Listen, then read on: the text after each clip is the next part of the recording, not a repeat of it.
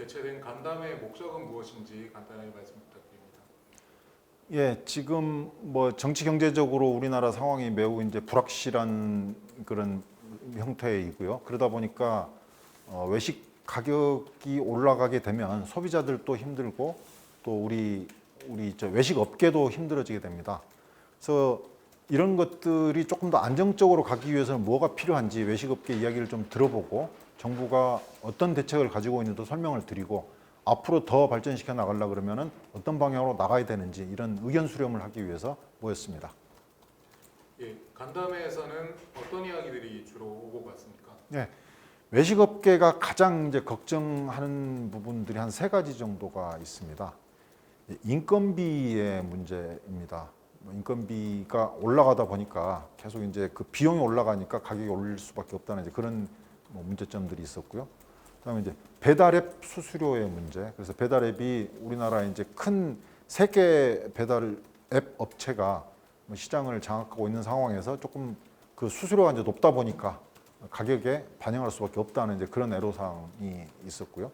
세 번째는 이제 원재료 가격이 올라가니까 그것 때문에 이제 힘들다는 얘기가 있었습니다. 커피나 코코아처럼 수입하는 이제 물건들도 가격이 올랐고 기상이변 때문에 이제 농산물의 수급 불안이 있었고 그것 때문에 가격이 올라가는 문제들 이런 부분들의 애로사항들이 제기가 많이 되었습니다.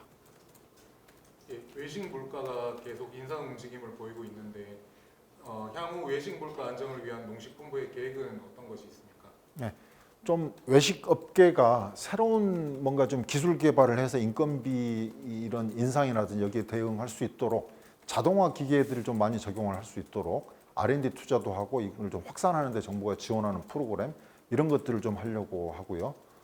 그다음에 결국은 이제 식재료의 가격을 안정시키는 게 필요하니까 환율 불안이나 외국에서 수입하는 그 농산물 가격의 인상 이런 것들에 대응하기 위해서 저희들이 할당관세를 좀 더 확대한다든지 이런 부분들을 좀 해드리고 국내 농산물의 결국은 수급을 안정시키는 거 그런 것들이 중요하기 때문에 기상이변에 대응해서 농산물 생산 단계에서부터 우리가 관리를 하도록 철저히 하고 필요한 비축도 해서 가격이 너무 이렇게 뛰거나 너무 떨어지거나 그렇지 않게 관리하는 방법 이런 게 있을 것 같고요.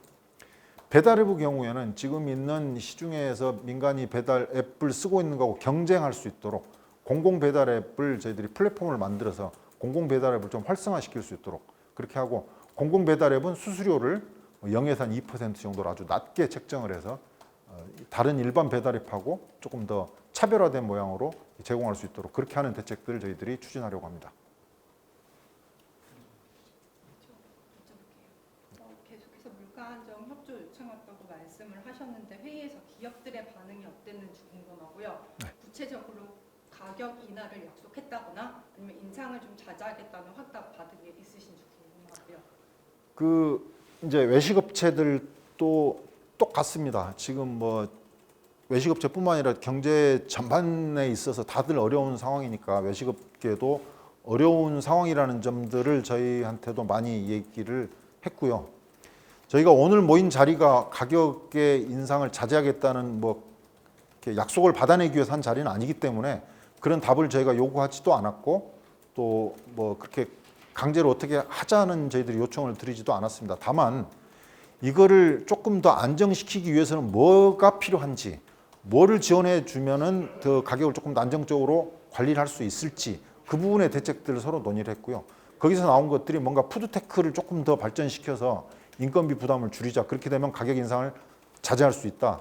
또 배달앱 수수료가 좀 낮아지도록 공공배달앱을 활성화하게 되면 거기에 대해서 좀 뭐 가격 인상 요인을 좀 없앨 수 있다.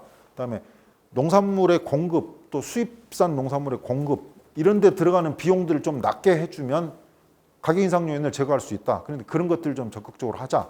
이런 노력들을 같이 뭐 계속하자. 이렇게 마음을 같이 모으는 그런 방향으로 논의가 있었습니다. 앞서서 배달앱 회사들의 행포에 그러니까 배달앱 수수료에 대한 어려움을 언급을 해주셔서 추가로 말씀을 드리면 자영업자들은 어쨌든 배달앱 회사의 횡포가 심하다고 하소연을 하는데 공공 앱을 활성화하는 것과 더불어 민간 앱의 과도한 횡포를 자제하기 위한 어떤 정부의 대책을 또 고심하고 계신 게 있는 건지 궁금합니다. 그동안 이제 상생협의체를 통해서 업계하고 같이 뭐 논의를 해왔고 거기에 뭐 결론이 명확하게 뭐 최종적으로 나가지고 그거를 가지고 무슨 업계가 만족할 만한 결과를 얻었다고는 생각하지 않습니다. 다만 이걸 강제적으로 저희가 하려고 하는 거는 저희 영역이라기보다는 이제 공정거래 영역에 있어서 공정거래법을 적용을 해가지고 그런 만약에 문제가 있는지 그거는 뭐 살펴볼 수 있을 거라고 생각합니다. 다만 그거는 이제 공정거래위원회가 해야 될 일인 것 같고요.